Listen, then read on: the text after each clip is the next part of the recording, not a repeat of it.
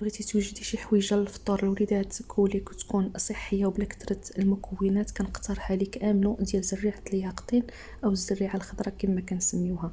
كتجي لا تيكستور ديالها تماما بحال املو ديال اللوز ولا ديال الاركان، والمذاق ديالها كيجي زوين بزاف. لوصفتنا غادي نحتاجو رابعه ديال الزريعه الخضراء والثمن ديالها كيدير 70 درهم. هنا راني صهدتها في الطاجين 3 ديال الدقائق حتى ل5، وغادي نضيفوا لها معلقه ديال العسل الحره. هنا ضروري يكون عندكم شي روبو، هذا اندو تخوا عندي انا كيطحن مزيان. الا ما كانش عندكم الروبو كيطحن مزيان حاولوا تديوها. الناس اللي كيطحنوا برا راه كيطحنوا الكيلو ب5 دراهم. هنا كنديرها في الروبو، كنبقى نهبط لها الجوانب بهذا الشكل اللي كتشوفوا معايا باش كتطحن معانا كامله.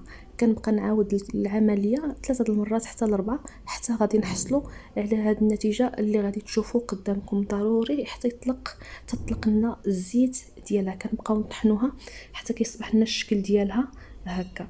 مباشره غادي نضيفوا لها البنات معلقه صغيره ديال العسل، ولا ما كانش عندكم العسل تقدروا تضيفوا لها معلقه ديال الزيت البلديه. كنستمروا في الطحن حتى كنحصلوا على هاد لا تيكستور هذه. مباشره كنوضعوها في واحد الاناء ديال الزاج، وهذا هو الشكل ديال املو ديالي. كنتمنى الوصفه ديال اليوم تكون عجباتكم، وإلا عجباتكم ما تبخلوش عليا، والى فيديو قادم بحول